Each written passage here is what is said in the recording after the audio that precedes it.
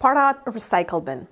In this lecture, we're going to learn more about Pardot Recycle Bins. When you delete an asset, it's moved to the Recycle Bin in Pardot account instead of being permanently deleted.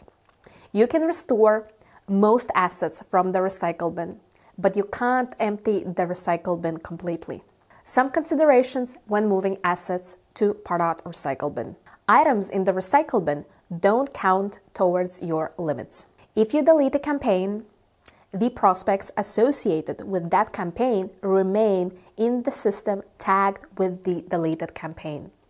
Before deleting, Pardot warns you if elements associated with that campaign, such as lists, rules, or landing pages, are in use. You can then delete these assets or associate them with another campaign.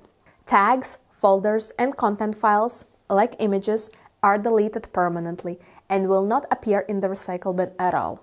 So please be careful. GDPR and deleted prospect tracking in the Recycle Bin. When Pardot made an enhancement as a part of the GDPR, one of the things they changed was how prospects are being tracked. Previously, if the prospect was in the Recycle Bin but still had an active browser cookie, any visit to one of the tracked pages on your website would remove prospect from the Recycle Bin. This fell under the Show Intent category, along with the form fills and clicks on the tracked email links. Recently, there was a change to this function, and now, when the prospect is in the Recycle Bin, they're no longer tracked. This means if you send somebody to the Recycle Bin, Pardot stops tracking their activities across your sites, the pages they view.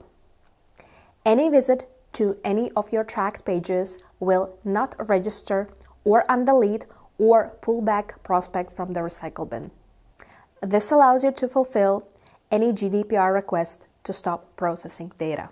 If prospect contacts your company and asks you to stop processing their data, you can comply with this request for your Pardot instance by sending them to the Recycle Bin. Bad workaround when you're running out of storage. Not the best practice and not probably something that Pardot support team would prize me for sharing, but so you better understand the system and potentially start to developing kind of Pardot thinking, what I'm going to share you potentially will going to help you.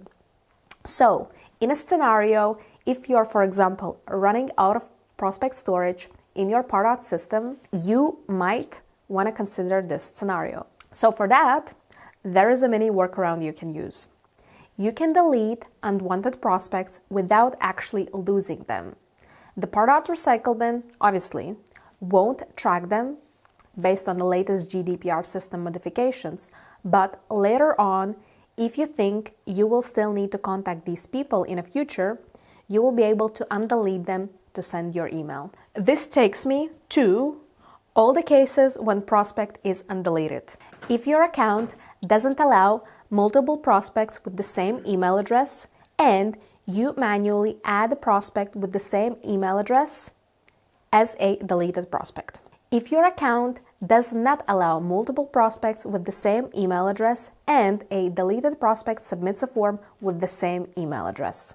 If your account allows multiple prospects with the same email address and a visitor cookied as a deleted prospect submits a form, Pardot undeletes prospect in the Recycle Bin. Which prospect should I always permanently delete? You should always delete your own and your company test records, all bot submissions, prospects that did not give their consent to have their data in your account. All duplicate records should be merged in Salesforce and further deleted from Pardot if they're still appearing there. All prospects that hard bounced because their email address do not exist. For your information, hard bounced and unmailable prospects, as you might already heard, will not gonna count against your storage limits. But I don't see a point having a marketing prospect that were tracked based on their marketing activities for the company he or she no longer works for.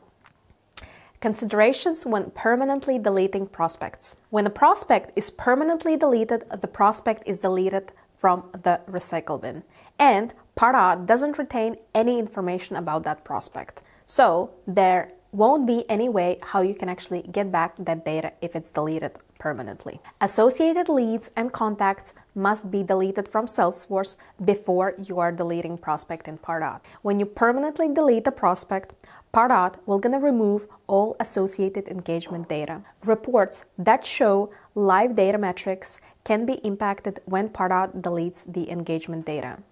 If the prospect is associated with a person account, all personally identifiable information is removed from the Salesforce account record.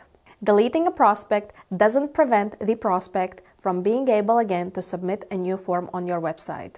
For example, a prospect can submit a form and create the same record in your Pardot for themselves again. Note, deletion can even take sometimes up to 30 days depending on the number of the prospects deleted and how much data is associated with them. Pardot will email you once the process is finished.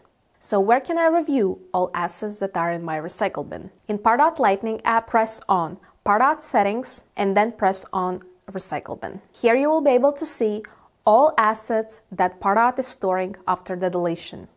You can click on each asset type and also see who and when deleted that specific asset. In a scenario, if you see unknown next to the deleted asset, this will gonna mean that that user no longer exists in that Pardot instance. So are there any ways how we can actually prevent users from deleting assets in Pardot? Yes. When you're creating a custom role, you can disable delete permission for all the users that you later assign that role. Please note only, the custom roles is an add-on feature for Plus and Growth editions, so it might come with an additional cost. And if you have any of these two editions, you'll need to review the preset permission for all default user roles that are actually available for you out of the box to then make a judgment whether prospect can or cannot delete certain assets in Pardot. So hopefully that will actually gonna help you to decide whether you need to purchase custom role in the first place.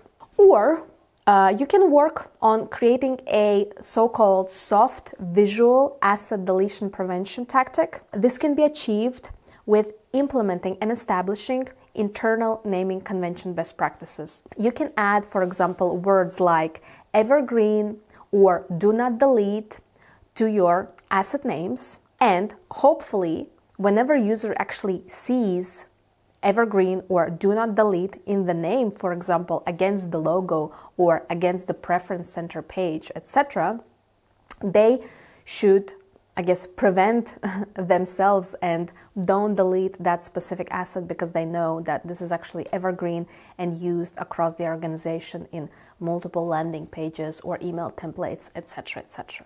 So, thank you for watching this lecture and happy and safe binning.